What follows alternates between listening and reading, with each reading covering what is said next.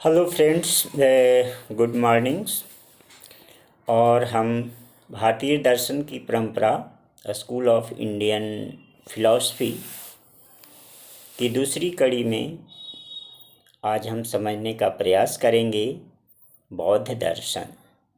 जैसा कि पिछले वीडियो में हमने भारतीय दर्शन की एक विस्तृत आधारभूत ढांचा के रूप में देखा था, आज की वीडियो में हम बौद्ध दर्शन को देखेंगे कि बौद्ध दर्शन जो इंडियन स्कूल ऑफ फिलॉसफी का एक ब्रांच है, उसमें शिक्षा और शिक्षण को किस रूप से समझा गया है। अर्थात बौद्ध दर्शन में शिक्षा के किन बिंदुओं पर चर्चा की गई है, शिक्षा किस रूप में दिए जाने की बात कही गई है और बौद्ध दर्शन से किन किन बिंदुओं को सीखने की ज़रूरत है, जो जिसके कई सारे अंश हमारे भारत वर्तमान जो शिक्षा पद्धति है उसमें भी देखने को मिलती है।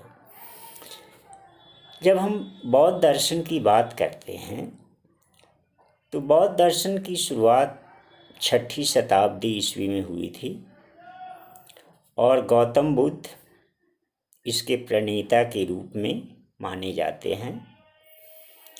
गौतम बुद्ध का जन्म कपिलवस्तु में हुआ था और ये कपिलवस्तु के राजा सुधोधन के पुत्र थे, जिनके बचपन का नाम सिद्धार्थ था। सिद्धार्थ बचपन से ही चिंतनशील और चीज़ों को समझने, देखने, परखने की क्षमता रखते थे और उनमें हमेशा सत्य की खोज की प्रयास में लगे रहे थे।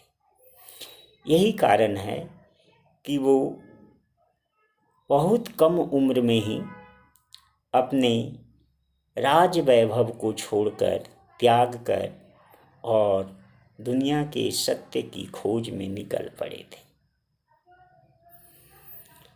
6 वर्ष की घोर तपस्या के बाद उन्हें बोधिसत्व या ज्ञान की प्राप्ति हुई और उस बोधिसत्व और ज्ञान को 80 वर्ष की आयु तक उन्होंने जो ज्ञान प्राप्ति की उसका प्रचारित और प्रसारित करते रहा, जो कि एक बौद्ध दर्शन के रूप में या बौद्ध धर्म के रूप में देखा और समझा जाता है, जो कि बौद्ध दर्शन और बौद्ध शिक्षा के रूप में प्रचलित हुई।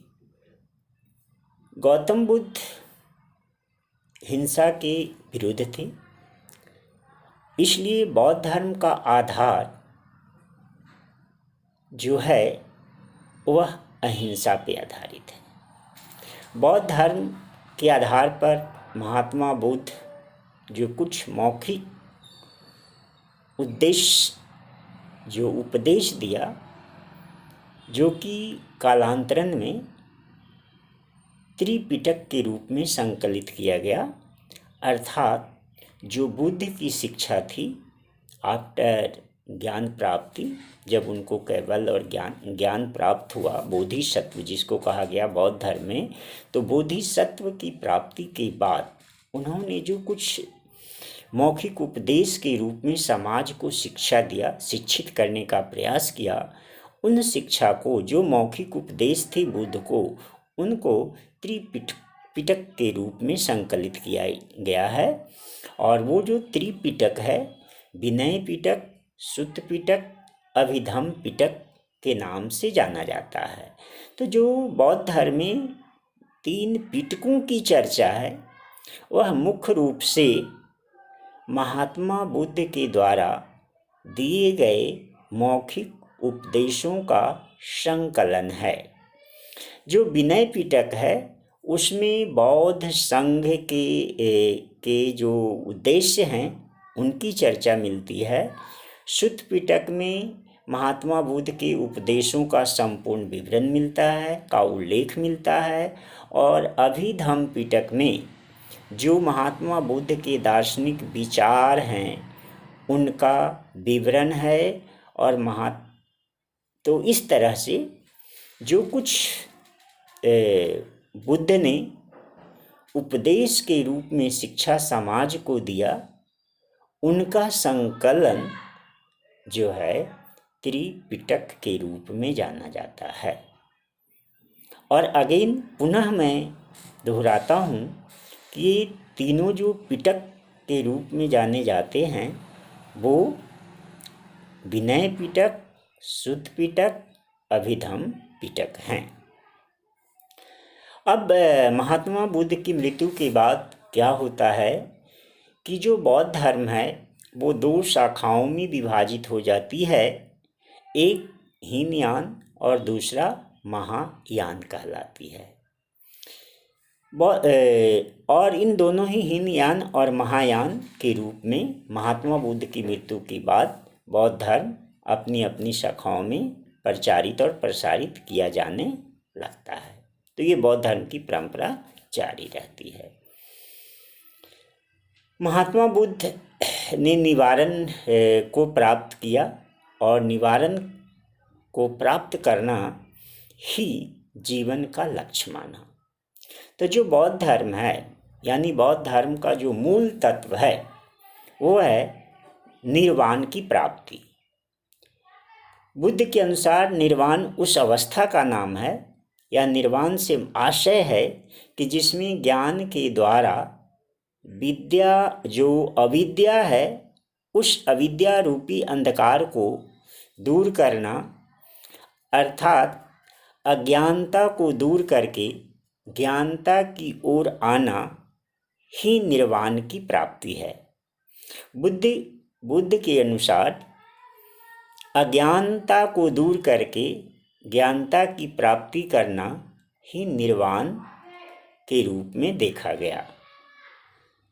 तो बुद्ध इस तरह से जो बौद्ध धर्म की शिक्षाएं हैं वह गौतम बुद्ध ने 4 आर्य सत्यों के रूप में दिया।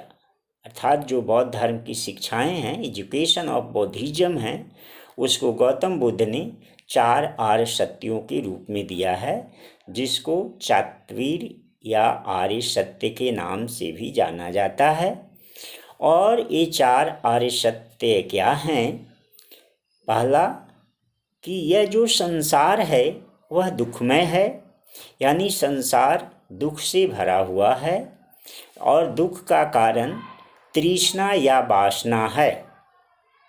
फिर दुख का नाश, तो बुद्ध ने कहा कि दुख का नाश किया जा सकता है और दुख के नाश का मार्ग चौथा है। तो दुख के नाश के मार्ग की बात की चर्चा करते हुए महात्मा बुद्ध कहते हैं कि दुख के नाश का मार्ग जो है उसका एकमात्र जो उपाय है वह है तृष्णा का नाश करना, जो कि एक आर्य सत्यों में से भी एक है। और इससे जो दुख के नाश करने के लिए जो तृष्णा का नाश होगा उसको अष्टांगिक मार्ग के नाम से जाना जाता है। अर्थात अगर हम संक्षिप्त में कहें तो बौद्ध की शिक्षा 4 आर्य सत्यों के रूप में देखी जाती है। दुख, दुख का कारण, दुख का नाश और दुख का मार्ग। और इस दुख के मार्ग का यानी दुख के नाश का जो मार्ग है वह अष्टांगिक मार्ग के रूप में जाना जाता है बौद्ध धर्म में। तो बौद्ध धर्म में जो अष्टांगिक मार्ग की चर्चा की गई है वह वस्तुतः जो 4 आर्य सत्य हैं उनको दुख, जो संसार दुखमय है, उससे मुक्ति प्राप्ति करने का मार्ग है वह अष्टांगिक मार्ग कहलाता है। यानी महात्मा बुद्ध ये कहते हैं कि जो मानवीय व्यवहारों को नियमित करने हेतु कि जो हमारा ये मानव व्यवहार है जिसका कारण है संसार का दुखमय होना, उसमें तृष्णा और वासना सम्मिलित है। मनुष्य के रूप में जो ग्रहण करता है, तो उसको, उस मानवीय व्यवहार को नियमित करने हेतु बुद्ध ने अष्टांगिक मार्ग को सुझाया है कि इस अष्टांगिक मार्ग से जो संसार दुखमय है उसको से मुक्ति पाई जा सकती है। तो जो जिन अष्टांगिक मार्गों की चर्चा बुद्ध अपने बौद्ध धर्म की शिक्षा में करते हैं, उन अष्टांगिक मार्गों में सम्यक दृष्टि, सम्यक संकल्प, सम्यक वचन, सम्यक कर्म, सम्यक जीविका, सम्यक व्यायाम, सम्यक स्मृति, सम्यक समाधि है। अर्थात गौतम बुद्ध नैतिक आचरण की प्रधानता पर विशेष बल देते हैं। यानी हम यह कह सकते हैं कि बौद्ध धर्म की शिक्षा नैतिक आचरण की प्रधानता पर बल देता है, और इसके लिए, इस पवित्रता के लिए, यानी जो नैतिक आचरण की पवित्रता है, उसके लिए बौद्ध धर्म में 10 शीलों की चर्चा की गई है। सत्य, अहिंसा, अस्तेय, अपरिग्रह, ब्रह्मचर्य, नृत्य तथा गायन का परित्याग, सुगंधित वस्तुओं का त्याग करना, असमय भोजन का त्याग करना, कोमल शैया तथा कामनी और कंचन का त्याग करना। इस तरह से इन 10 शीलों की चर्चा